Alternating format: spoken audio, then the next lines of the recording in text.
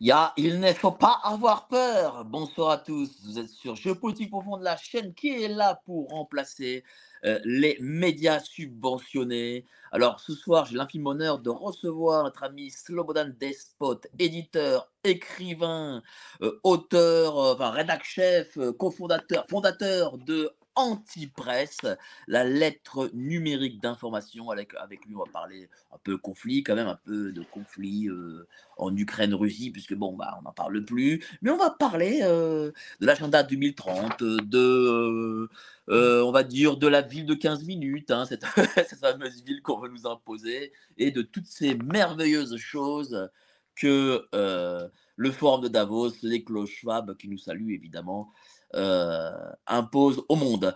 Bonsoir, cher Slobodan, comment allez-vous? Mais écoutez, quand on est, cher Mike, quand on est résident en Suisse, comme le professeur Schwab, on ne peut qu'aller bien. Ça va de soi. Nous sommes au cœur du système ici. Bah, vous savez, j'étais en Suisse, fin octobre et j'ai interviewé, un économiste qui m'a dit, bah, j'étais à Genève exactement. Voilà, là, il y a le la FIFA, là, il y a l'UEFA, là, il y a tel organisme machin, il y a tel truc, il y a le forum truc, et en effet, c'est dingue, c'est bizarre même. Comment on peut l'expliquer ça que, qu'on est au cœur de la matrice dans cette Suisse? Eh bien, d'abord, vous avez constaté, ce qui est un fait, à mon avis, essentiel, c'est que tous ces gens qui sont les dirigeants ou les collaborateurs de ces institutions globales ou globalistes, eh bien, ils peuvent se rendre visite à pied. Ils sont à 500 mètres, 1 kilomètre les uns des autres. Le professeur Frankenschwab, que vous citiez tout à l'heure, avec le bel accent allemand qui est le sien et dont il ne se débarrassera jamais, il manque juste le. Voilà. Euh, professeur Frankenschwab habite lui-même Colonie, juste à côté de Genève. Donc tout ça, c'est un tout petit village. C'est un tout petit village de, je dirais, de 2 kilomètres de rayon, 4 kilomètres de diamètre, et tout y est. Pourquoi? Parce qu'évidemment, la Suisse, après la Deuxième Guerre mondiale, durant les deux conflits mondiaux, a réussi à rester neutre. Entre parenthèses, parce qu'on reviendra sur le sujet, la neutralité suisse, qui ne date pas de la nuit des temps, mais qui date grosso modo du traité de Vienne, a été voulu et garanti par la Russie à l'époque. Donc c'est essentiellement à l'empereur de Russie que la Suisse doit son statut de neutralité qui lui a beaucoup profité durant le XXe siècle. Donc c'était logique que les institutions internationales se massent, se rencontrent dans un pays comme celui-là qui est à la fois au cœur des communications et de l'Europe. Tenez, vous avez disparu. La nuit vous a avalé, Mike. Je ne sais pas ce qui se passe. Êtes-vous encore là? Ah, je suis tout seul, on dirait. Ben, je suis obligé de continuer puisque Mike a disparu. Je tiens tout seul la scène. Oui, Euh, dès qu'on parle de Suisse, voilà, une petite coupure. Ah, Je reviens. ouais, ben, Je suis là. j'ai meublé en votre absence. J'ai Ah bah, meublé c'est en très votre gentil. absence, voilà. C'est très gentil.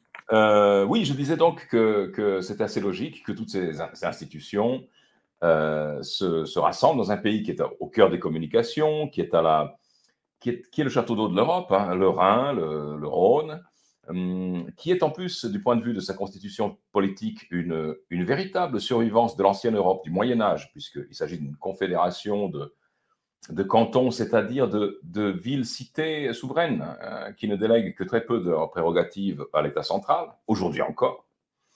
Et donc, il y a une espèce de sortilège, il y a une espèce de position privilégiée de la Suisse, qui est à la fois historique, géographique, je n'oserais pas dire spirituelle parce que ça nous emmènerait très loin, mais il y avait, parce que je pense que nous sommes entrés depuis le conflit dont nous allons parler et ce qui le précède directement, on est entré dans une autre époque. Il y a donc une logique, une destinée pour la Suisse de faire le pont entre les mondes. À Bah, mon avis, elle ne le fait plus. spiritualité, on pourra en parler aussi parce que Oui. moi, je remarque qu'il y a une forme d'emprise de protestantisme, on va dire, le protestantisme général, peut particulier anglo-saxon, bon, bah, qui est sur ses formes économiques, sur ce globalisme, sur ce capitalisme Oui. mondialisé. Et ben, la Suisse, c'est quand même, ben, c'est le pays du calvinisme. Donc ça a peut-être aussi un rapport. Oui, évidemment, la Suisse, c'est le pays de Calvin, de Zwingli, enfin de beaucoup de théologiens et de gourous de l'époque, de la Réforme. C'est aussi le pays des Amish, de toutes ces sectes, qui ont émigré aux États-Unis et qui ont contribué à façonner, l'esprit américain quand même. Donc, c'est un petit peu c'est un petit peu le cœur de l'Europe, le cœur de l'Europe, je dirais, des temps modernes, parce que médiéval et moderne, parce que c'est dans les temps modernes que la Suisse a commencé à acquérir cette position militairement et politiquement neutre qui a fait sa fortune au XXe siècle. Alors, vous avez créé, l'Antipresse, lettre d'information, numérique. Heu, pourquoi ce terme anti-presse? Eh bien, c'est parti d'abord parce qu'elle dit ce qu'elle veut dire, ce mot valise dit ce qu'il veut dire, mais ce n'est pas aussi, simpliste et binaire que ça. En face de l'île de Cythère, vous avez Anticythère. En face d'une chambre, vous avez une antichambre. L'antipresse, c'est quelque chose qui se pose en face de la presse, qui n'est pas forcément contre. C'est pas une contre-presse. Ce n'est pas non plus un organe de réinformation, c'est un organe de réflexion sur l'information. Donc, il se tient en face de la presse. Et c'est un organe de réflexion, évidemment, sur les temps où nous sommes. Pourquoi nous l'avons, comment est-il apparu? D'abord, le nom est parti un petit peu comme le nom des grands groupes de rock, par exemple Led Zeppelin, c'est parti d'une blague. Votre navire va voler comme un zeppelin plombé, on va l'appeler comme ça, tiens. Et quelqu'un, un de mes amis proches, avait dit, mais ce qu'il faudrait, c'est créer une anti-presse, une presse qui dit autre chose que cette presse-là. J'ai dit, mais tant qu'à faire, on va le faire. C'est parti d'une lettre directement adressée à nos amis, qui était une lettre vraiment amicale. Puis ensuite, ça a fait boule de neige. Il y a eu beaucoup de gens qui ont demandé à devenir nos amis, en quelque sorte. Et puis, c'est devenu une revue. C'est devenu une revue. Aujourd'hui, c'est une revue avec 4 formats. Nous avons été, dans le domaine francophone, en tout cas, il y a plusieurs années, les pionniers de la revue de réflexion diffusée par courrier électronique, ce que Substack est devenu à l'échelle mondiale ensuite, et ce que les lettres confidentielles en France avaient inauguré, mais elles étaient encore à l'époque diffusées par le mode postal. Et donc, nous étions un petit peu les premiers sur tout un ensemble de créneaux. Et aujourd'hui, nous avons donc 4 formats. Nous avons le format PDF, comme un magazine qu'on reçoit, le format pour la lecture par tablette, parce que c'est le plus confortable si on n'a qu'un écran, le format site web, évidemment, et puis le format audio, parce que nous avons tous les articles de fond en podcast pour qu'on puisse se reposer un peu les yeux et Bien nous sûr. écouter. Mais Ce qui j'imagine que l'antipresse, c'est aussi une façon, d'exprimer, des articles qu'on ne voit, pas ailleurs, des sujets qu'on ne voit pas ailleurs. Parce que, on peut le dire, la presse aujourd'hui, elle est très globalisée, qu'on prenne, je sais pas, on va dire en France, hein, Le Mhm. Figaro, comme, je sais pas moi, L'Express ou Le Point, on a globalement une même information et j'imagine que l'antipresse doit sortir de cette même information. D'abord, la thématique est évidemment libre. C'est-à-dire que nous ne faisons pas une antithématique. Nous ne disons pas, ah, maintenant, il parle de ça, on va parler forcément d'autre chose. On peut parler de la même chose. Cette année, nous avons consacré, enfin, depuis février 2022, nous avons consacré 450 pages livres au conflit en Russie. Nous avons publié 2 livres sur le conflit en Russie, rien que dans l'antipresse. Pas que mes articles, parce que c'est une rédaction, mais de tous les points de vue, nous avons constitué une base de savoir. Nous avons une démarche aussi qui est, à mon avis, une démarche au fond qui devrait être celle classique de la presse, qui est de prendre du recul, d'intégrer l'information dans le champ de ce que nous connaissons déjà, de la sagesse humaine, de la culture humaine, de notre héritage propre, notre héritage culturel, qui est évidemment celui de l'Europe de l'Ouest. Moi, je suis d'origine slave, mais ma langue, c'est le français, et c'est mon héritage et celui de l'Europe de l'Ouest. D'intégrer cela, de le fertiliser avec ce que nous savons, les langues que nous connaissons, les cultures que nous connaissons, et essayer de créer des passerelles entre des mondes qui ne peuvent pas forcément communiquer entre eux et de créer en même temps ce que nous avons fait parce que l'époque numérique nous permet d'avoir des outils qui sont beaucoup plus puissants qu'autrefois. Au fur et à mesure que nous construisions cette publication, nous avons créé un réseau neuronal d'articles qui se renvoient les uns sur les autres parce que ça nous permet aujourd'hui, en 4 pages, sur un sujet, de dire beaucoup de choses tout simplement en disant, voilà, sur cet aspect, vous avez, ça fait 3 ans que vous avez un article là-dessus. Sur cet aspect, vous avez ça. Sur cet aspect, vous avez ça. Et en fait, en 4 pages aujourd'hui, ou 5 pages d'article, c'est à peu près la longueur normale, on vous donne de quoi lire pendant 2 heures.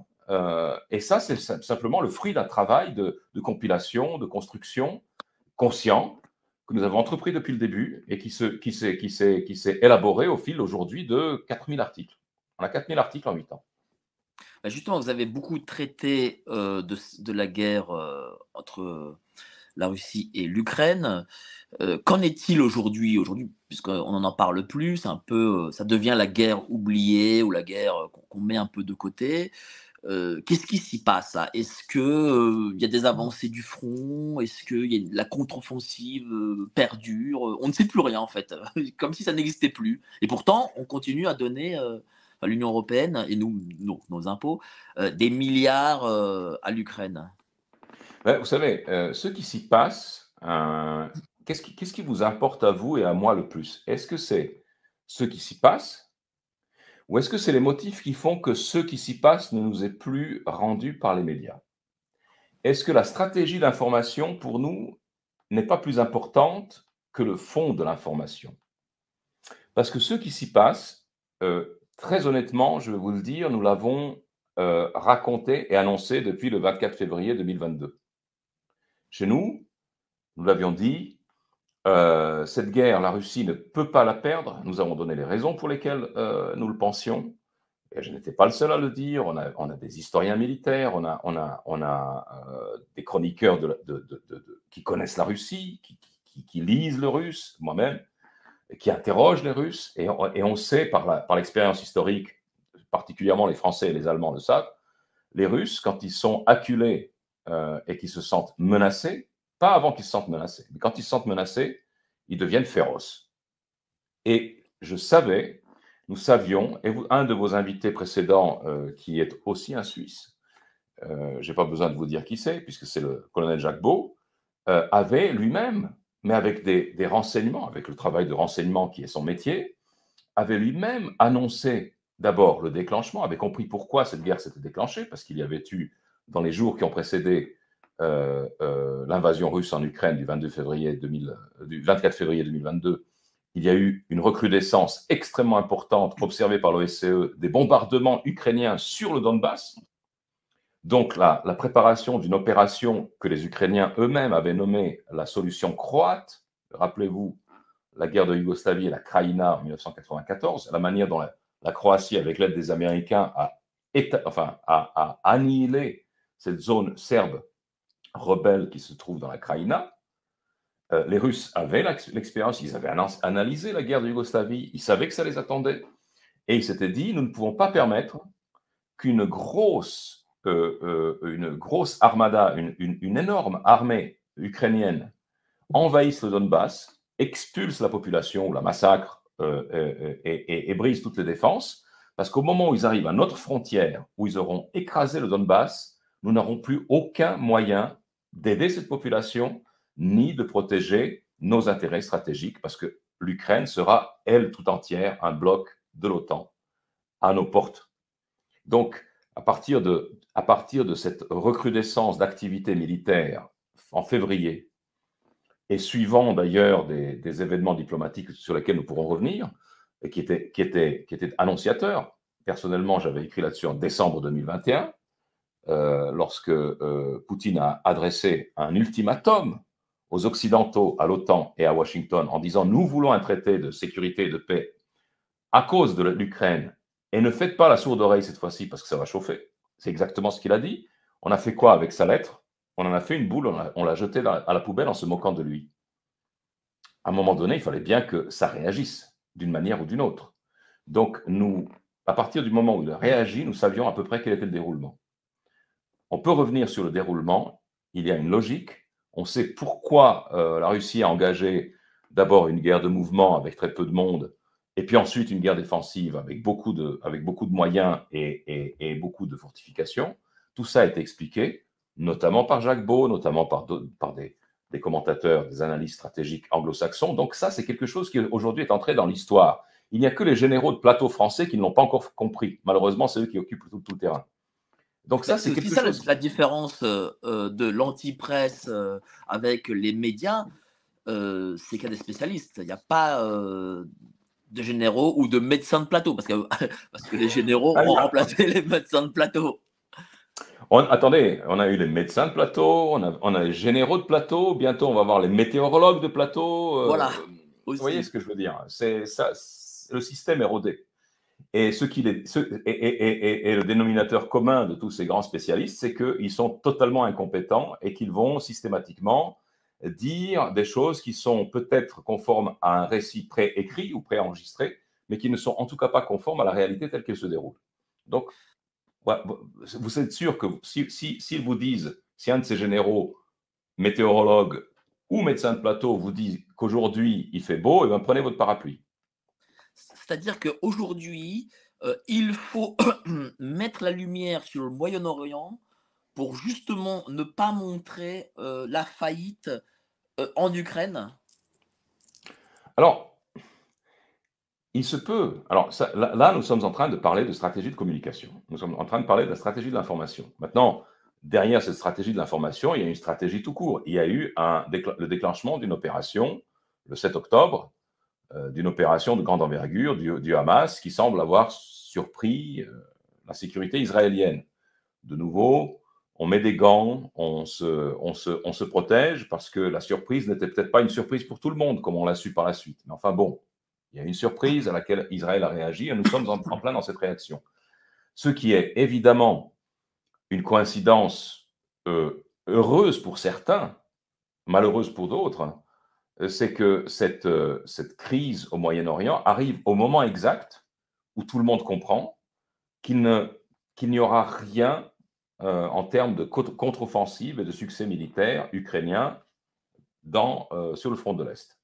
Ça ne va pas se passer. La contre-offensive, tant vantée par les politiques et les médias occidentaux, a fait flop.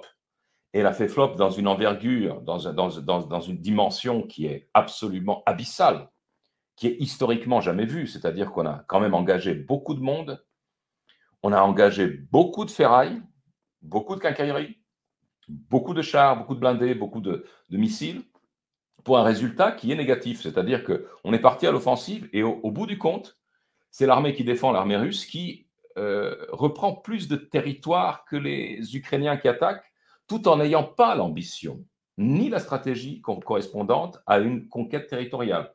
Les Russes ne veulent pas de conquête territoriale. Ils veulent détruire l'armée ukrainienne et ce sont des finalités complètement différentes. S'il y a des territoires vides à conquérir, ils ne vont pas y aller.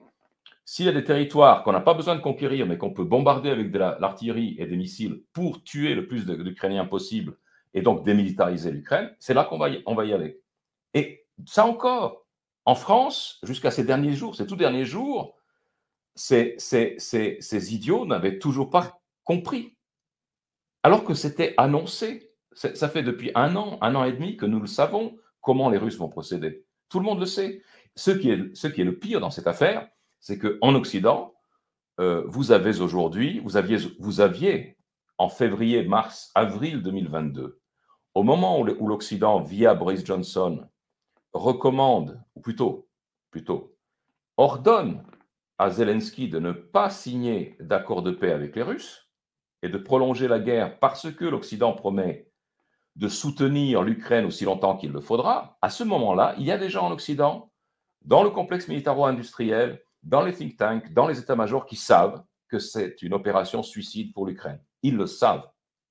Que l'Occident n'a pas, ce sont des questions de chiffres, ce sont des questions de production industrielle, l'Occident n'a pas de quoi rivaliser avec la Russie en termes de production militaire. C'est foutu. Et on lance quand même l'Ukraine à l'assaut avec des promesses mensongères qui vont coûter à ce pays 1 million de morts, une émigration massive et un probable effondrement démographique. Donc un suicide. Mais justement, les conséquences de cette guerre, est-ce qu'elles ne seront que pour les Ukrainiens ou l'OTAN, l'Occident qui est derrière, subira aussi ces conséquences? Est-ce que, par exemple, les conséquences peuvent être une fin de la domination occidentale ou une fin du dollar, voilà, des choses, est-ce que c'est pas un passage vers quelque chose de nouveau? Alors, c'est certain que, l'innovation, le disons le déplacement de plaques tectoniques qui est en train de se produire dépasse de loin le théâtre des opérations militaires, si vaste qu'il soit et si tragique qu'il soit. Et de nouveau, là, on revient à votre question de tout à l'heure. Est-ce que le Proche-Orient, c'est une diversion ou est-ce que c'est vraiment l'événement qui est fondamental? Les deux événements sont extrêmement importants. Mais au plan de la destinée, de la suprématie mondiale de l'Occident, qui était un fait de, de plusieurs siècles jusqu'ici, de ce point de vue-là, la guerre qui est en train de prendre un autre tournant en Ukraine est beaucoup plus importante. Et ça explique aussi pourquoi on ne peut plus en parler. Je ne dis pas qu'on ne veut plus en parler.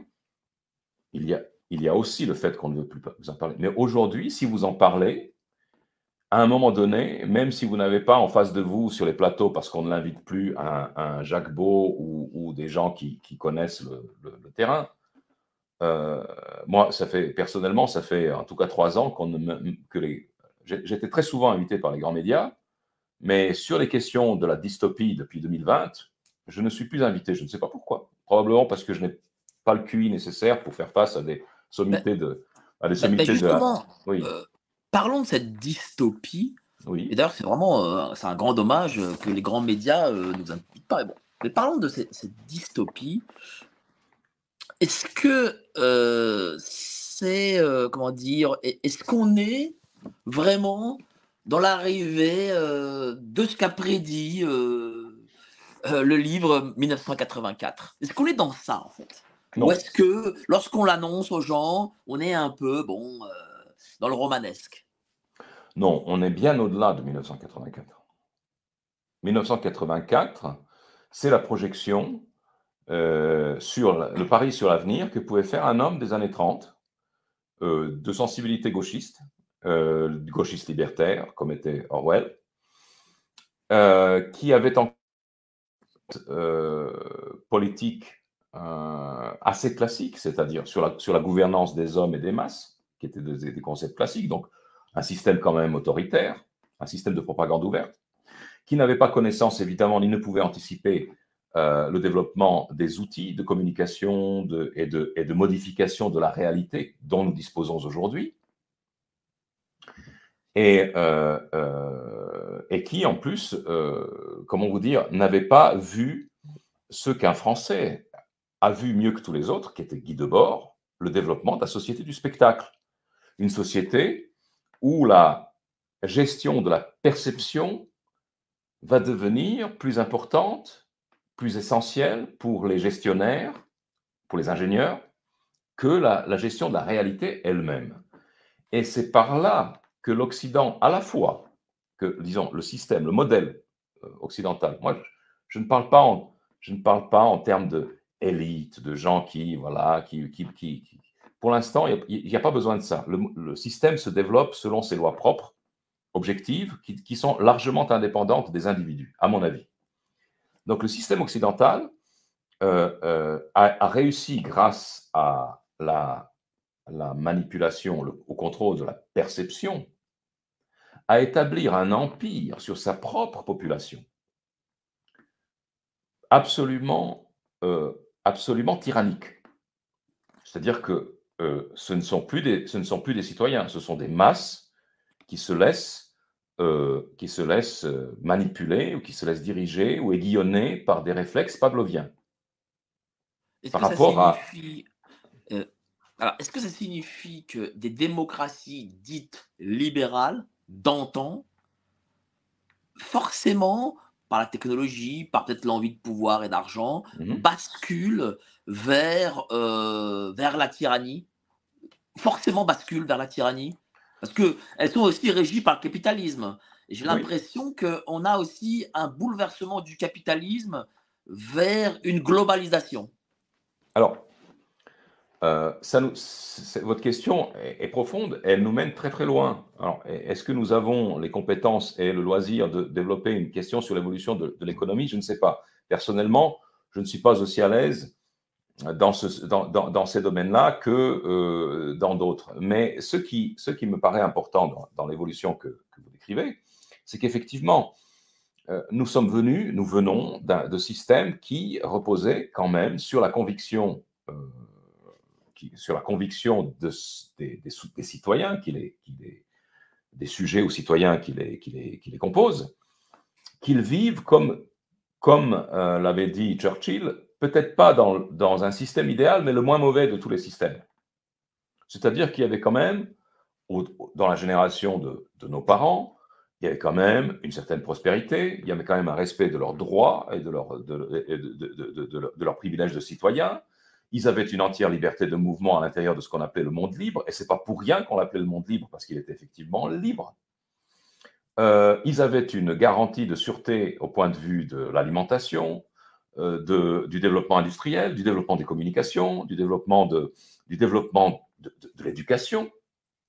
On avait quand même, je veux dire, l'Occident a construit le monde moderne. L'Occident est synonyme de la modernité. Il n'y a pas une technologie de construction de ponts en fer qui n'a pas ses origines en Occident.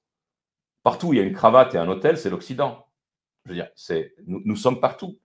Mais, à un moment donné, peut-être dès la fin des années 60, en tout cas c'est devenu très effectif à partir de la fin des années 90, nous avons basculé dans un système qui s'occupait de la gestion des perceptions et non pas de la réalité qui les sous-tend.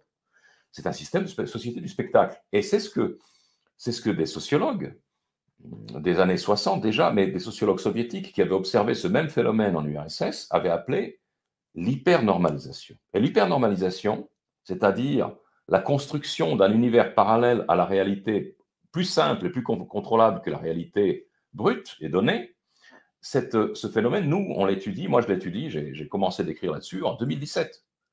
Ça fait 6 ans que je regarde les résultats de l'hypernormalisation et on me dit comment vous faites pour prédire, mais je dis, mais il suffit de changer de paradigme, de comprendre que le monde que décrivent les médias et les politiques en Occident depuis une vingtaine d'années, depuis en tout cas le 11 septembre, n'est pas le monde réel, mais le monde qu'ils veulent vous faire à croire, le monde dans lequel ils voudraient vous faire vivre bientôt avec les lunettes de vision augmentée, n'est-ce pas?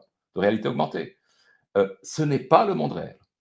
Raison pour laquelle, à la fois, donc je résume, à la fois vous avez une emprise, un empire extraordinairement puissant sur les populations sujettes, qu'on peut aujourd'hui convaincre sans aucun problème, dans leur majorité, qu'on peut être autre chose qu'un homme ou une femme. Je veux dire, c'est du délire complet. Mais un être humain ne peut pas être autre chose qu'un homme ou une femme. Eh bien, en Occident, si, les gens finissent par le croire. Et comment vous l'expliquez, ce basculement? Ben, c'est une hypnose. Bon, là, vous regardez je donne toujours un tuyau, le travail est mâché. Vous regardez le travail de cet extraordinaire documentaire qui a été produit par la BBC d'ailleurs, de Adam Curtis, qui s'intitule justement Hypernormalisation, où d'ailleurs on voit apparaître un Donald Trump jeune, à l'époque où il était un requin des affaires new-yorkais. Vous comprenez qu'on est en train de s'éloigner tranquillement de tout référentiel à la loi naturelle, aux lois de la physique, aux lois de l'économie réelle, la bourse, le capitalisme de casino. Le capitalisme de casino, c'est un monde virtuel complet. Aujourd'hui, vous avez tous les indices que l'économie réelle est en train de se casser la figure un peu partout, et vous avez la bourse qui, par moment, fleurit, enfin, elle explose. Vous pouvez faire des milliards en bourse, mais vous ne pouvez pas faire des milliards dans l'industrie aujourd'hui en Occident. Donc, ce monde, alors pourquoi pas des êtres chimères qui ne soient ni hommes ni femmes, qui puissent enfanter alors qu'ils n'ont pas les enfants? Pourquoi pas? Et Pourquoi pas? ce que vous voulez dire là aussi, c'est que est-ce que nos sociétés occidentale, par peut-être la prospérité, par peut-être le progrès technique, et peut-être même ces enfin, sociétés, je dirais même ces élites occidentales, ne se prennent-elles pas pour des dieux de la mythologie? Bah, c'est ce qu'on appelle de nouveau, modestement, nous ne faisons rien d'autre que convoquer ce que nous avons appris à l'école, nos références classiques. C'est l'hubris, c'est l'homme qui se prend pour Dieu. Et c'est pas pour rien qu'à l'origine de notre propre civilisation, et pas uniquement de la nôtre, vous avez toujours ces grands mythes qui vous disent le jour où vous prendrez pour Dieu, vous serez puni. Euh, et et Jupiter rend fou ceux qu'il veut perdre. Nous sommes devenus fous, nous sommes une société folle. Quelqu'un de, quelqu'un de, qui s'exprime de manière plus académique que moi, qui est Emmanuel Todd, il explique cette bascule diplomatique, géopolitique du monde, par exemple, du monde musulman en faveur de la Russie. Essentiellement, quand on parle de ça, c'est évidemment le Golfe, c'est l'Arabie Saoudite. C'est quand même des développements qui sont hallucinants. L'Arabie Saoudite qui sort de l'orbite américaine, alors qu'elle y était arrimée depuis 1943 ou 1945. Pourquoi? Et c'est Emmanuel Todd qui l'explique. Il n'y a pas que les intérêts, il n'y a pas que la crainte de l'empire devenu fou, autour duquel on est en train de faire un cordon sanitaire, n'est-ce pas? Mais il y a aussi cette horreur ontologique, cette horreur morale qu'éprouvent des sociétés plus traditionnelles vis-à-vis de ce que l'Occident est en train de professer en termes d'éducation, de sexualité, d'organisation de la vie sociale et de définition même de ce qu'est l'individu. C'est une horreur. Ils disent, mais c'est pas possible, on ne peut pas travailler avec ces gens-là. Et en guise de réponse à cela, l'Occident, le monde occidental, c'est-à-dire le bloc atlantique, anglo-saxon, plus les satellites, les sous-fifres européens qui ne comptent plus l'Océanie, donc Australie, Nouvelle-Zélande, Japon, ce bloc-là, il répond comment? Il répond en disant, fermez vos gueules, nous allons vous envoyer des canonnières. Nous ne connaissons plus la diplomatie. Il n'y a pas de diplomatie avec l'Occident, c'est des sanctions ou des guerres par proxy, comme en Ukraine. Mais il n'y a plus de diplomatie. Ce n'est pas un hasard si en France, par exemple, l'actuel président Macron a supprimé le corps diplomatique. Ce n'est pas un hasard. Il n'y a plus de diplomatie. On estime qu'on n'en a plus besoin. C'est une phase terminale. Il a d'ailleurs envoyé aussi, un ambassadeur, LGBT, enfin pour les, questions Mhm. LGBT, heu, au Cameroun, à monsieur Paul Biya, qu'il a tout de suite, expulsé, enfin qu'il a pas fait rentrer dans le pays. Et ça, beh, oui, j'imagine que ça, ce sont des choses, qui heurtent, les pays partenaires quoi, hors Occident. Bah, je ne sais pas, si vous avez un pays islamique qui veut envoyer en France un diplomate ou un éventuel ambassadeur qui approuve la décapitation publique, l'incision des femmes, la lapidation, etc., et qui s'en vante, et qui donc se met diamétralement en travers de ce que sont vos valeurs à vous, ben vous allez dire, vous ne pouvez pas nous envoyer quelqu'un d'autre. Vous pouvez essayer d'éviter de nous insulter comme ça. Mais les Occidentaux ne peuvent pas imaginer qu'ils insultent quelqu'un. Leur idée du monde extérieur est tellement hautaine et orgueilleuse que ces esclaves, ils n'ont pas suffisamment de dignité pour qu'on puisse les insulter. On ne peut pas insulter un esclave. On est dans le délire le plus complet. Alors, c'est vrai que les États-Unis ont cette façon de penser, mais est-ce que les Européens, enfin, les Français, les Suisses, les Espagnols, les Allemands, aussi se sont convertis dans cette logique? Je parle des élites, hein, évidemment. Bah, disons, ne spéculons pas sur ce que les gens pensent ou sur des évolutions culturelles, mais raisonnons structurellement. Est-ce que vous voyez ces dernières années un pays européen, je mets de côté la Hongrie, parce que la Hongrie, c'est un phénomène assez particulier, mais est-ce que vous voyez un pays européen qui se soit qui se soit dédié, qui se soit mis en porte-à-faux, qui se soit mis en travers du banditisme américain. Non, ils ne font que l'appuyer. Et ils le font avec, au détriment de leurs intérêts les plus essentiels, comme par exemple aujourd'hui les pays scandinaves. Pourquoi est-ce que la Finlande, qui était parfaitement en paix avec la Russie, a besoin de se créer une 1200 km de frontière hostile avec la plus grande puissance militaire au monde aujourd'hui? Pourquoi? Il n'y avait pas un soldat à mettre sur cette frontière-là. Aujourd'hui, c'est un danger. C'est vrai. C'est Pour le coup, c'est vrai. de la folie furieuse. Oui, mais est-ce que c'est de la folie ou est-ce que derrière, il y a un plan avec ces élites? Parce que, bon, on peut dire qu'ils sont fous, ils sont bêtes, ils sont tout ce qu'on veut, mais j'imagine pas tous quand même, hein. J'imagine que derrière, il y a quelque chose. Oui, il y a des plans. Il y a des plans. Il y a des plans. Le problème de ces plans, c'est que d'abord, ils tablent beaucoup sur l'hybris, sur la démence, c'est-à-dire sur des comportements qui ne sont plus diplomatiques, qui ne prennent pas en compte les intérêts de la partie adverse, mais qui ne constituent que des passages en force. Le fait de n'avoir pas répondu à la lettre de Vladimir Poutine en décembre 2021, mais de s'en être publiquement moqué, constitue un passage en force. Personne, je veux dire, à l'époque de Carter ou de Reagan, sans parler de Kennedy, la Maison-Blanche aurait dit attention, oh là, attention, ça, le ton qu'ils emploient, l'arsenal dont ils disposent, nous font penser que ce sont des gens à qui il ne faut pas trop marcher sur les pieds. Si on essayait peut-être de les calmer un peu, il n'en a rien été.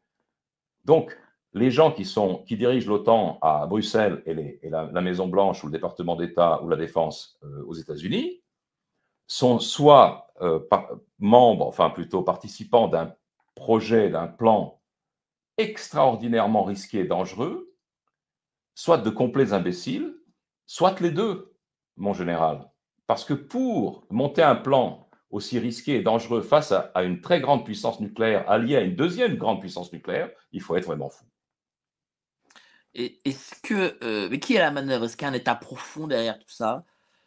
Qui peut-être lui-même, est gagnant, de ces guerres? On parle Vous souvent, voyez? par exemple, Oui. en Amérique du complexe, industrielo-militaire, voilà.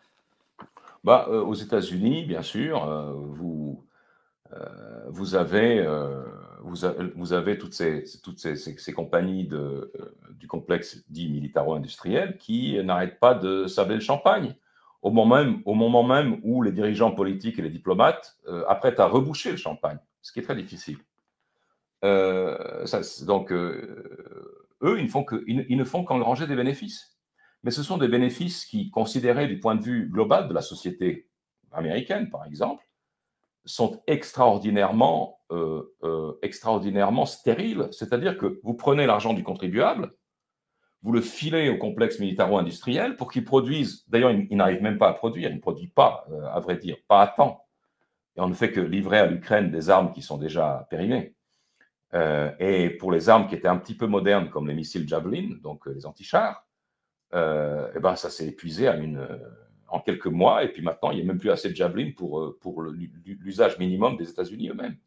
Donc, on n'arrive même pas à produire. Mais en revanche, on paye cette industrie qui produit des armes, avions, chars, canons, n'importe quoi, qui coûtent entre 3 et 5 fois plus cher que l'équivalent russe. Pourquoi? Pas parce qu'ils sont 5 fois meilleurs, parce qu'il y a 5 fois plus de gras de parasites à nourrir. Donc, ces gens-là ont un calcul qui est compréhensible. Provoquons des crises, en tout cas, ne contribuons pas à les apaiser, et ainsi, le Washington, l'État, va nous passer des commandes, des commandes, des commandes. Et comme c'est à peu près le dernier secteur industriel viable, enfin qui fonctionne aux États-Unis parce que l'automobile, ça ne marche plus, etc., qui peut s'opposer à ça? C'est très difficile de s'y opposer. Donc il y a une logique, il y a un plan, mais ce plan, à l'échelle macro, à l'échelle de la société entière, est un plan qui va très rapidement épuiser les ressources du pays. par osmose et contamination, va épuiser, a déjà épuisé les ressources, notamment militaires, des pays satellites. L'Europe est démilitarisée sans que les Russes aient eu à tirer un missile sur elle. Elle est démilitarisée parce qu'elle a tout donné à l'Ukraine, qu'il a Heu, utilisé mal. Ce plan est-il, dans l'agenda 2030? Hein. Alors, vous m'avez posé la question de l'état profond.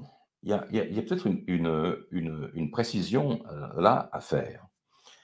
L'état profond, c'est une notion qu'on utilise pour décrire aussi bien, disons, les milieux qui peut-être ont fait assassiner Kennedy en 62, que les milieux qui contrôlent, manifestement, il faut bien que quelqu'un contrôle la Maison Blanche, parce qu'on ne peut pas imaginer qu'un vieillard sénile qui ne sait plus comment il s'appelle et qui s'adresse à des anges ou à sa mère en conférence de presse puisse contrôler les affaires. Ce n'est pas lui qui mène la barque, bien entendu, il y a un personnel qui fait ça.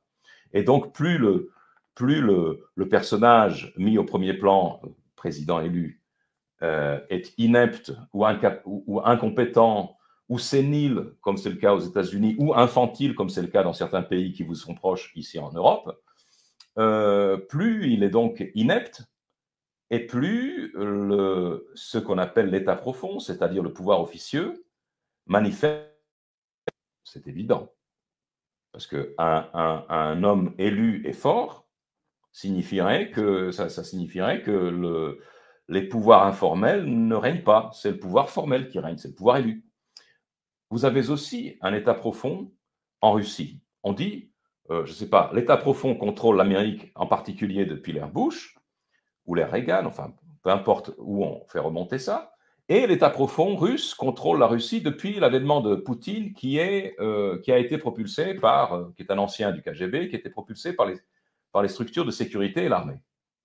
Ce sont deux États profonds tout à fait différents. Dans les deux cas, ce sont des puissances qui sont profondes, comme sont profonds des récifs dans la mer, parce qu'elles sont dangereuses mais non visibles. C'est pour ça qu'on appelle ça l'état profond. Il n'est pas visible, il n'est pas officiel, il n'est pas public. Mais ce qui se cache derrière l'état profond américain, c'est l'emprise, la mainmise des corporations et donc du capital privé, tandis que ceux qui semblent, je prends des gants, ceux qui semblent être recouverts par la notion d'état profond russe, ce sont les structures permanentes de l'État lui-même, à savoir les services de sécurité, le renseignement intérieur et extérieur, l'armée, qui à un moment donné, dans les années 90, en particulier sous l'autorité de l'ivrogne Yeltsin, s'était dit, si on continue comme ça, notre pays ne va plus exister.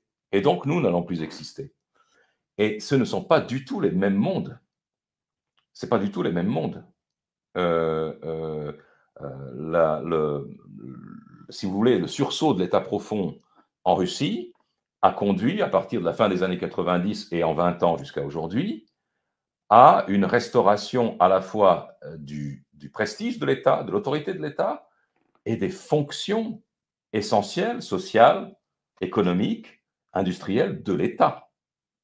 L'État existe plus que jamais, il équilibre son budget, il produit, il recrée une classe moyenne tant bien que mal, il s'occupe tant bien que mal, avec évidemment des fuites de la corruption et tout ce qu'on veut, mais quand même c'est la direction, il s'occupe d'essayer d'enrayer l'effondrement démographique, etc. Donc, il remplit ses fonctions d'État grâce, si vous voulez, au coup qu'a entrepris à la fin 99, à la fin des années 90, l'État profond russe pour mettre quelqu'un de compétent à la place de Yeltsin. Si aujourd'hui vous voyez arriver un jeune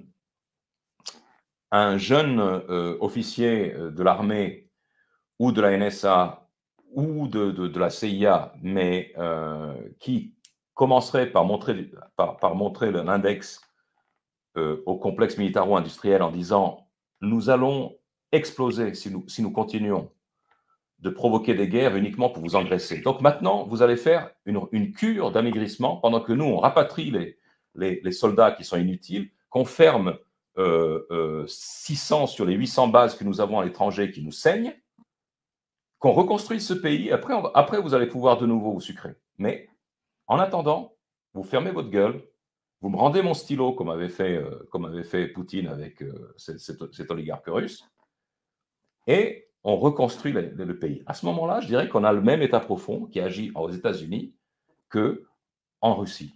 Ce que Alors, l'on voit agir aux États-Unis est un État profond qui détruit l'État. Il ne le reconstruit pas. mais justement, est-ce que cet État profond est assez fort, lui, pour empêcher, par exemple, enfin, pour faire réélire M. Biden et empêcher peut-être la victoire de M. Trump? Et donc, est-ce que les Américains, en fin de compte, ne sont pas condamnés à être mangés par l'État profond? Alors, d'aucuns pensent, avec des arguments, ma foi, convaincants, qu'il l'a déjà fait, c'est-à-dire que l'élection de Biden n'était pas légitime.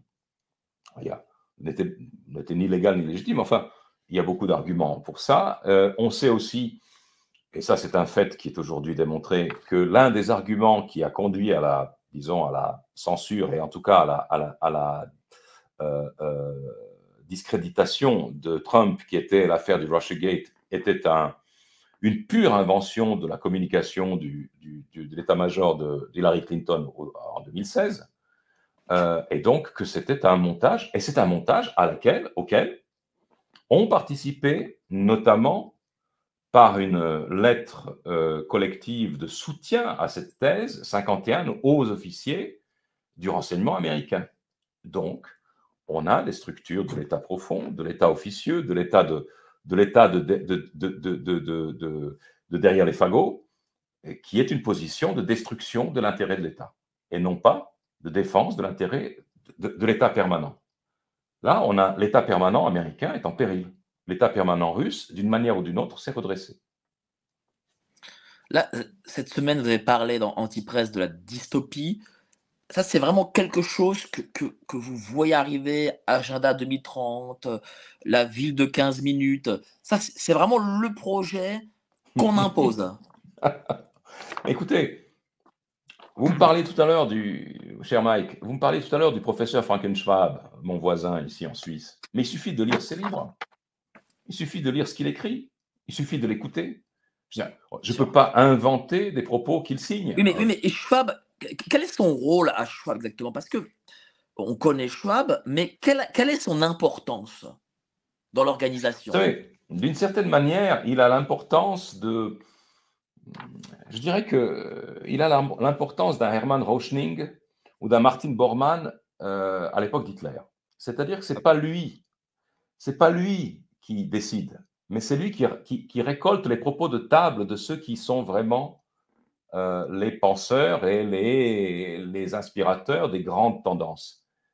Vous savez, fondamentalement, le professeur Frankenschwab est un hôtelier qui a réussi au-delà de toute espérance. Il a organisé un forum dans des lieux idylliques. Il a réussi, étant donné que les Suisses sont hôteliers dans l'âme, il a réussi à convaincre le gouvernement suisse de soutenir bec et ongle ce forum. Ça a été pour le monde entier. D'ailleurs, c'est pas du tout une institution univoque. C'est une institution qui, à mon avis, est très utile, ou en tout cas a été très utile pour que les gens se rencontrent, puissent se parler de manière, les gens qui comptent dans le monde économique, scientifique, politique, puissent se parler de manière assez confidentielle, dans un endroit détendu, etc. Moi, j'ai rien contre. Tout cela est assez normal. Mais après, on a vu sortir cette théorie de la quatrième révolution industrielle, cette théorie du grand reset. Ça, c'est des propos de table. Il rassemble toutes les tendances, tous les trends qu'il entend dans ses conférences, surtout hors des conférences, dans les dîners, etc. Et puis, il amalgame ça en une théorie qui, grosso modo, je pense, tacitement jouit du consensus de la plupart des potentats dont il est l'hôtelier. Donc ce n'est Donc, pas un esprit brillant. C'est pas du pas tout. Ah non, voilà, mais attendez, il n'y a pas un concept, je veux dire, qui soit de lui. C'est un secrétaire. C'est un Rauschning ou un Bormann face à un pouvoir qui le dépasse. et c'est à lui qu'on demandera l'application ou Il ne peut peut-être pas, non, d'autres. c'est Non, pas lui qui va appliquer. Il n'a aucun pouvoir exécutif. c'est pas Eichmann, quoi. Non, non, non, non, non, non, j'ai bien précisé. C'est les Voilà, types qui c'est tiennent pour ça le que bloc-notes. C'est les types qui tiennent le bloc-notes. Voilà. Et qui, quelquefois, improvise un peu, parce que vous ne pouvez quand même pas prendre le livre de Rauschning comme une source primaire sur ce que vraiment faisait et pensait le gouvernement allemand de 33 à 45. Mais, c'est le secrétaire, pour employer une comparaison moins sulfureuse, c'est l'Eckermann de Goethe, n'est-ce pas? Goethe, c'est le grand esprit qui veut transformer le monde. Et vous avez son interlocuteur, ou James Boswell avec Samuel Johnson en Angleterre, ou bien Mauriac sous De Gaulle, vous voyez? D'accord. Ouais. Euh, c'est ça. Mais Mais alors, c'est du pas, on coup, peut pas demander à Mauriac on n'aurait pas demandé à Mauriac de mettre en œuvre une grande politique au nom de De Gaulle. Ça va de soi, c'est pas lui bien qui va sûr. appliquer ça. Mais comme on a parlé tout à l'heure de 1984, on parle de Mhm. dystopie. Euh, le Big Brother, on sait ce que c'est, on sait qui c'est, ou a-t-on une idée peut-être? Oui, j'ai son numéro de téléphone. Est-ce Ça que, pourrait être enfin, quelqu'un. Ça pourrait être quelqu'un. ça pourrait être quelqu'un, ou est-ce que c'est une organisation? Est-ce que parce que voilà, on connaît Cloche-Fab, on connaît Mhm. Cloche-Fab. Voilà, vous me dites que Cloche-Fab, c'est au droit de secrétaire. Donc ça veut dire qu'il doit être, c'est quelqu'un qui travaille, je pense qu'il doit travailler pour d'autres. Mais est-ce que, est-ce que c'est Bilderberg? Est-ce que c'est les Gates? Souvent on s'y perd. Oui, parce qu'on raisonne, à mon avis, on se fatigue à raisonner en termes personnalisés. Si vous n'aviez pas Bill Gates, fils d'un gros requin d'affaires, avocat américain, et d'une mère de bonne famille qui lui a ouvert toutes les portes de la grande industrie, d'IBM en particulier, ce qui lui a permis de faire une grande carrière dans l'informatique sans avoir le moindre génie dans le domaine, à la différence de son éternel concurrent Steve Jobs. Si vous n'aviez pas un médiocre comme Bill Gates tenu par 1000 fils à la patte, vous auriez un autre médiocre comme Bill Gates. Donc, pourquoi personnaliser? Si on parlait de Steve Jobs, je dirais non. Là, on a clairement affaire à un génie. On a affaire à quelqu'un qui invente. On a affaire à un novateur complet. Un type qui devine vos besoins avant qu'ils apparaissent. C'est pas comme ça qu'on raisonne. Mais là, vous voyez des types. Mais regardez ces PDG vétérinaires, voyageurs de commerce qui dirigent les plus grosses boîtes pharmaceutiques au monde. Mais ils transpirent la médiocrité, ces gens-là. Ils transpirent la médiocrité. Ils ne sont rien. C'est même pas des grands Machiavel. C'est rien du tout. Ils sont tous interchangeables. Mais vous savez pourquoi je vous pose cette question aussi? Dites-moi. C'est parce que dans l'esprit du commun du mortel, Heu, Bill Gates ne peut pas être, le roi des imbéciles. C'est un des hommes les plus riches du monde. Comme, je sais pas moi, monsieur Macron ne peut pas être le roi des imbéciles parce qu'il a fait l'ENA et compagnie et est président de la République. C'est-à-dire que je le remarque auprès de la masse, c'est qu'ils ne peuvent pas s'imaginer, heu, qu'on ait que ceux que l'on connaît ne sont que des sous-fifres, si je puis dire. Oui, oui. Les gens ont peine à imaginer ça, notamment parce qu'ils ont la superstition des titres, ils ont la superstition des fortunes. Vous savez, lorsque Forbes fait son classement des 100 plus riches dans le monde, etc., et que vous voyez qu'un tel a accumulé ça, ça, ça et ça, bon, la plupart du temps, c'est quand même, vous regardez bien, c'est quand même des dynasties familiales, hein, on rigole pas. Hein, c'est pas beaucoup de self-made dans ce domaine. Et de nouveau, Bill Gates n'est pas un self-made, loin de là. C'est une émanation de la supra-société WASP américaine. Une émanation, pure créature. Bon. Donc, on a la fascination des chiffres. Ensuite, vous voyez, vous parlez du Macronomicron, là, ou du Néchronomacron qui dirige la France. Ben, la question qu'il faudrait se poser, c'est pas comment peut-il être incompétent à ce point en ayant fait les écoles? Il faudrait renverser la question. Sommes-nous sûrs que ces écoles ne produisent pas des imbéciles en chaîne? C'est ça la bonne question qu'il faut se poser. Je veux dire, vous savez, moi, lorsque vous lisez les œuvres d'Alexandre Zinoviev, qui avait sociologiquement démonté le système soviétique finissant, en disant ça ne peut pas marcher. Voilà pourquoi. Et qui ensuite, quand il a été expulsé du RSS pour son franc-parler, a fait le même travail sur l'Occident, sur l'occidentisme. Il a vu que c'était la même chose. Mais je m'inspire de lui parce que Zinoviev ne personnalisait jamais. Il disait pas un tel ceci, un tel cela. Est-ce que les filières qui produisent des gens comme ça sont des filières qui vont vers le développement d'une société ou est-ce qu'elles vont vers l'étouffement de cette société, la pétrification? Mais ce que vous dites, c'est un sacré espoir pour le coup, parce que si on calque l'Union européenne, on va dire l'Union européenne avec l'URSS, et que c'est à peu près la même chose, donc ça signifie que l'Union européenne ne peut qu'in fine s'écrouler. Ah bah oui, bon, elle peut s'écrouler, mais l'URSS a peut-être eu la chance de s'écrouler beaucoup plus vite. Il aurait été, à mon avis, il eût été salutaire pour les pays d'Europe, pour les nations d'Europe, que le modèle, en particulier que l'OTAN, qui était devenu inutile après l'effondrement de l'URSS, s'effondra dans les années 90. Mais heureusement, on a inventé la guerre en Yougoslavie pour redonner un peu de jus à l'OTAN. Et tout ça s'enchaîne, n'est-ce pas? Et donc, le problème que nous avons par rapport à l'URSS, j'en vois trois. Le premier, c'est que l'URSS, malgré toutes ces expérimentations, qui ont surtout eu lieu au plan sociétal, éducatif, philosophique, etc., dans les premières années de l'URSS, dans les années 20, même dès les années 30, on a une réaction, on a un sursaut réactionnaire avec Staline. Donc, ces expérimentations ont eu lieu très tôt et dans un laps de temps assez court. Malgré toutes ces expérimentations, l'URSS n'a jamais touché au mode de reproduction de l'être humain ni à son identité sexuelle générique. Ça, c'est extrêmement important. On a franchi un seuil incommensurable dans comment dire, dans la psychose induite dans les individus. Le seuil est, on ne se rend même pas compte à quel point c'est important. Excusez-moi, j'ai ma caméra qui s'effondre.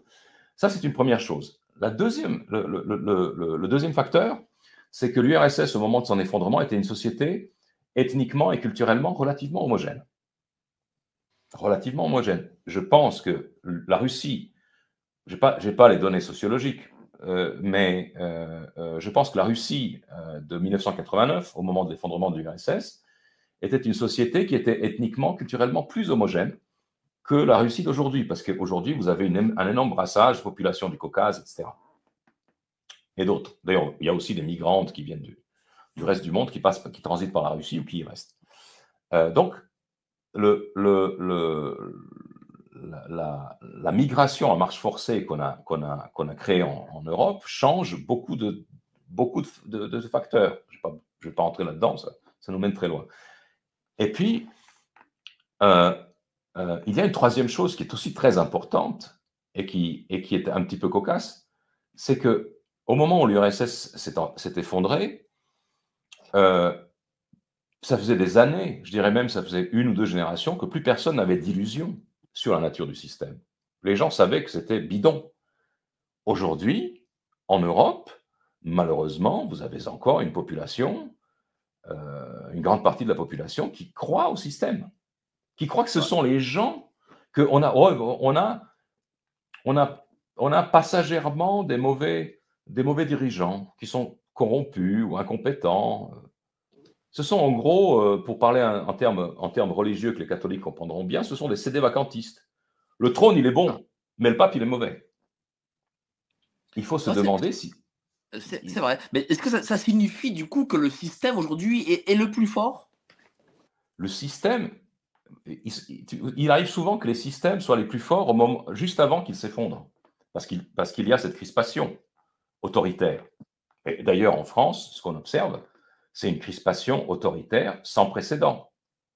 En Union européenne, ils viennent d'ailleurs d'entamer leur processus, leur procès contre Elon Musk et Twitter, qui vont perdre évidemment, ils sont condamnés à perdre, mais on voit qu'ils n'ont pas de réponse, de même que comme je disais tout à l'heure, dans le domaine diplomatique, il n'y a plus de diplomatie, il n'y a que des sanctions, de l'intimidation ou des guerres.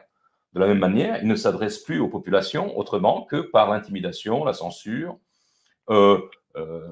l'agenda 2030, qui est un agenda d'appauvrissement délibéré et un agenda de séquestration délibérée de la population, c'est-à-dire limitation des mouvements, passeport intérieur, comme en URSS, etc., sous prétexte environnemental, sanitaire, n'importe quel prétexte ira bien. Et on voit que, et on voit en plus que là, il y a aussi une différence légère par rapport à l'URSS. Enfin, pas légère, une grande différence par rapport à l'URSS. C'est qu'en URSS, comme je l'ai dit, on a entamé des programmes d'improvisation dans le domaine de l'éducation, de la formation scolaire et supérieure dans les années 20. On en est très vite revenu à la fin des années 30, grosso modo, dans les années 30. On est revenu à un système d'enseignement classique, aussi bien à l'école que dans les hautes écoles, sciences, ingénierie, physique, histoire, ethnologie, géographie, tout ça, ce sont des branches. Quelquefois, il faut dépoussiérer un peu le sabir marxiste, mais tout le travail de recherche de l'académie, des académiciens soviétiques est remarquable pour la connaissance du monde d'aujourd'hui et de leur époque. Oui, c'est vrai.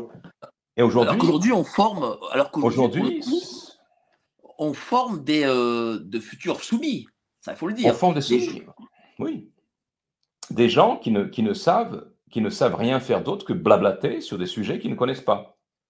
Mais dans les hautes écoles, dans les bonnes écoles, on voit par exemple, je sais pas, je lisais il y a 1 an ou 2, le cri d'alarme, sauf erreur du directeur de l'ENA, qui disait, mais attention, on va arriver maintenant des générations de nouveaux étudiants qui ne répondent plus à aucun critère. Donc, qu'est-ce qu'on fait? On abaisse les critères.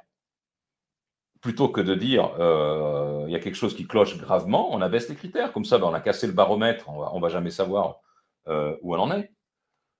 Mais le problème, c'est qu'on crée des générations de complets incompétents. Et là, c'est ce qu'on voit aujourd'hui se dérouler. Et là, on a un papier pH, vous savez, le petit machin qui permet de mesurer très rapidement l'acidité ou le caractère basique d'une solution. Vous avez le papier pH qui est la crise ukrainienne. Vous avez à tous les échelons, médias, politiques, diplomatie, économie, des incompétents complets. Mais complets. Je veux dire, le personnage qui semble être plus apte comme romancier que comme ministre de l'économie, c'est dire, qui a cru pouvoir mettre la Russie à genoux avec des sanctions européennes, mais je veux dire, à quoi il vous sert? Il ne peut que vous nuire s'il est ministre de l'économie ou des finances. C'est impossible. Je veux dire, c'est impossible. Il avait quoi dans la tête? Donc, vous avez des générations comme ça. Et quand vous avez au milieu de ces générations quelqu'un qui, par accident, par hasard, est compétent ou qui a la tête sur les épaules, comme vous entendez quelquefois aujourd'hui, mais quelqu'un qui est déjà sorti des affaires, l'ancien ministre des Affaires étrangères de Villepin, qui dit des choses qui sont frappées au coin du bon sens, qui n'ont rien de provocateur, qui sont vraiment le b.a.-ba de la diplomatie, de l'écoute et du raisonnement, tout d'un coup, ça devient un ovni, ça devient quelqu'un qui provoque, ça devient quelqu'un qu'on est obligé de couper. Parce qu'on est habitué à entendre des imbéciles dire des choses qui n'ont aucun rapport avec quoi que ce soit de vrai, mais là, on est rassuré. Mais est-ce que ça signifie que on forme des imbéciles? On a mis en place une novlangue qui fait que, bon, bah, comme le dit dans 1984, on n'arrive pas à exprimer ses opinions. Donc, on ne peut pas se révolter. Est-ce que ça signifie qu'aucune résistance n'est possible du Non, coup et qu'en fait, voilà, ils auront gagné à plat de couture? non, c'est pas vrai. Moi, j'observe une chose, c'est que, en même temps que nous parlons de ceci, vous et moi, il m'a été donné dans ma vie de rencontrer, de faire la connaissance, de travailler avec des gens qui sont soit un peu plus âgés que moi, soit de ma génération, qui sont brillantissimes, qui sont beaucoup, beaucoup plus capables que moi, plus instruits que moi, plus compétents que moi dans leur domaine. Ça peut être des domaines scientifiques, ça peut être des domaines économiques, qui comprennent les choses. Simplement, ces gens-là qui existent partout, et la France n'en est pas avare, malgré l'effort que fait l'État pour les étouffer, ces gens, aujourd'hui, ne sont pas au bon levier. Ça ne veut pas dire qu'ils n'existent pas. Et d'ailleurs, le fait de ne pas être aux affaires, mais d'être à des postes d'observation, leur donne une certaine sagesse. Ça leur donne le temps de comprendre ce qui ne va pas. Moi, par exemple, nous, à l'Antipresse, on est plutôt une publication, disons, exigeante au point de vue culturel, linguistique, etc. Bon, nous sommes littéraires, philosophiques, nous avons des références. Je ne veux pas dire on n'est pas une académie, mais enfin, on ne fait pas de l'information à la minute. Mais je ne peux même pas établir un portrait robot de nos lecteurs, de nos abonnés, parce que vous avez des artisans, vous avez des infirmiers, vous avez des médecins, vous avez des avocats, vous avez des boulangers, vous avez des agriculteurs, un grand nombre, qui quand ils m'écrivent, sont aussi articulés que pourrait l'être quelqu'un qui est de la vieille école de Normal Sup. Mais ils sont là-bas dans leur coin. Et s'ils nous ont trouvés, s'ils ont fait cette espèce de communauté autour de nous, sans que nous l'ayons vraiment cherché, sans que nous ayons fait aucune publicité, c'est que c'est une société qui clique entre elles. Et ils n'ont pas les titres, ils n'ont pas l'ENA, ils n'ont pas forcément tout le bagage académique, etc. Au contraire, mais ils sont Et là. qu'est-ce qui manque du coup alors peut-être pour ce rassemblement? Parce que s'ils sont chacun, tous un peu dispersés, bah, Mm. qu'est-ce qui manquerait aujourd'hui? Ah ben, et ce qui nous manque, très, très honnêtement, je pense qu'au stade où nous en sommes, ce qui nous manque, c'est que le système se casse la figure. Comme il s'est cassé la figure en URSS. À un moment donné, il a rencontré sa butée, qui est une butée physique. On ne tient plus, on n'y arrive pas. Alors, l'URSS, ce qui, de manière à peu près entendue chez les historiens, ce qui a été l'événement, disons, symboliquement déclencheur de l'effondrement, c'était l'insuccès en Afghanistan, qui a été évidemment fortement aidé par les Américains, on sait par quels moyens. Mais enfin, l'échec de l'Afghanistan a été en quelque sorte le coup de grâce du système soviétique. Il se pourrait enfin, à mon avis, il se pourrait que la guerre actuelle en Ukraine et les conséquences qu'il va entraîner à moyen terme soient ce coup de grâce pour le système occidental. Parce qu'on va se rendre compte que rien ne fonctionne. Rien ne fonctionne. Je veux dire, on a promis à Zelensky, qui est une victime, je veux dire, malheureusement, il ne savait pas il n'avait pas bien écouté Kissinger qui disait que d'être un ennemi des États-Unis, c'est très dur, mais alors être un ami, c'est funeste. Donc, Zelensky, on lui a quand même promis, en échange de son retrait des pourparlers de paix du printemps 2022, on lui a promis de soutenir l'Ukraine aussi longtemps que nécessaire. As long as it takes. C'était le mot de toute l'équipe. On l'a soutenu de manière, à mon avis, catastrophique, parce que je veux dire, on ne peut pas espérer qu'une armée qui reçoit un char ici, un char là, un avion, un machin, une pièce, une fusée de là, qui n'a pas le temps de l'intégrer à son dispositif, puisse faire quelque chose contre une armée qui est complètement cohérente et qui est beaucoup plus puissante qu'elle. On l'a aidé comme on l'a fait, puis maintenant, on le dit, maintenant qu'on a vu que ça ne marchait pas et que c'est devenu public, on dit oui, on va l'aider aussi longtemps qu'on peut. Et aussi longtemps qu'il faut et aussi longtemps qu'on peut, c'est la distance qu'il y a de la victoire à la défaite. Et dans la tête de celui qui le dit. Dans la tête de celui qui le dit. C'est-à-dire que celui qui dit aussi longtemps qu'il faut sait qu'on va gagner. Celui qui dit aussi longtemps que je peux, il sait qu'on va perdre. Parce qu'à un moment donné, je ne pourrai plus, mais la nécessité sera toujours là. Donc ça va être une défaite, c'est déjà une défaite retentissante. C'est une défaite aussi qui, durant ces 18 ou 20 mois, s'est traduite, pas seulement, loin de loin pas, sur le champ militaire, elle s'est traduite aussi sur le champ économique, puisque ça a obligé la Russie à se réorganiser, à augmenter sa production militaire. Je voyais ce matin le rapport de ce que disait Shoigu comme bilan, le ministre donc, de la Défense russe. Il disait, bon, maintenant, pour développer une nouvelle arme, il nous faut 5 à 7 mois au lieu de 5 ans. Et nous avons, ce qui est très important, nous avons 650 000 hommes, 650 000 hommes qui, par le tournus des troupes, ont eu l'expérience du combat. Aucune armée au monde, surtout pas l'armée américaine, malgré son million théorique de personnel, mais c'est du personnel, ce n'est pas des combattants. Aucune armée au monde n'a 650 000 hommes qui ont connu le feu. Aucune. Ce qui veut dire que la Russie s'est complètement régénérée durant cette guerre, que l'économie, on sait que, on peut dire, il y a une inflation, les chiffres du Fonds monétaire international ou de la Banque mondiale qui donnent ces chiffres de développement, c'est de l'abstraction, on est d'accord, mais enfin, ça ne va pas plus mal qu'ailleurs. Et puis, alors, sur le plan diplomatique, c'est un renversement complet. Il y a eu le développement du BRICS, il y a eu la paix extraordinaire, mais qui a été réalisée à la faveur de cette déstabilisation entre l'Arabie saoudite et l'Iran avec la médiation chinoise, le ralliement de l'Arabie saoudite au BRICS, grosso modo, cette extension de l'alliance, c'est quelque chose qui est tectonique, comme je disais tout à l'heure. Et l'Occident est en train peut-être de vivre son moment Afghanistan. D'ailleurs, il l'a vécu. En plus, vous vous souvenez comment les États-Unis se sont carapatés d'Afghanistan. C'est quelque chose d'absolument spectaculaire.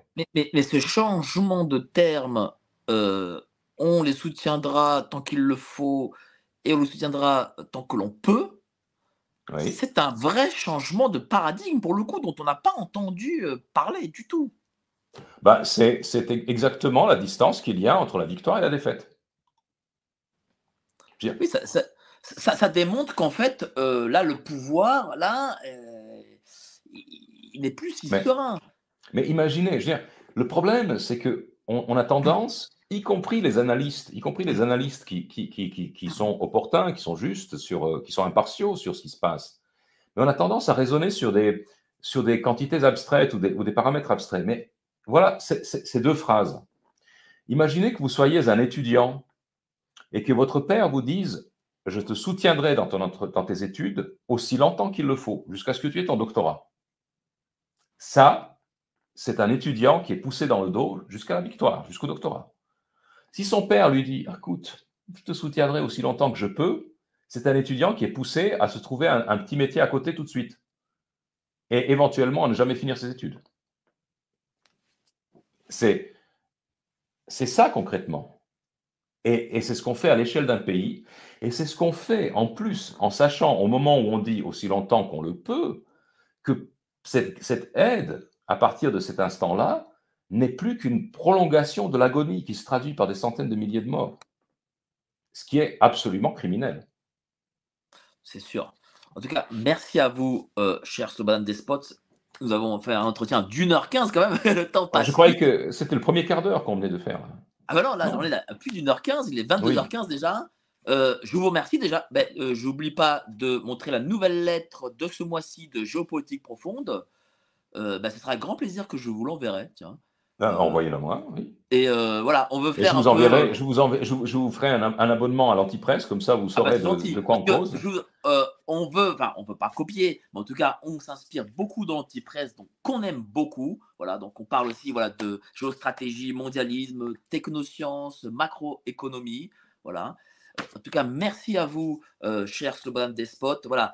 Abonnez-vous aussi à l'Antipresse. Vraiment, vous y apprendrez énormément de choses et vous allez vous régaler, surtout sur le dernier article de la dystopie. Voilà, franchement, je me suis régalé. Voilà, je vous le dis très sincèrement. Mais je vous remercie de vos paroles si chaleureuses. Et moi, je n'ai qu'une chose à dire à tous ceux qui nous regardent et qui nous suivent. Lisez les grands classiques. Vous y apprendrez beaucoup plus sur notre époque que par les médias. C'est vrai. Voilà. En tout cas, merci à vous, cher Slobodan Despot. Et je vous souhaite en avance un joyeux Noël. À vous de même. Et merci, joyeux Noël à tous. Au revoir.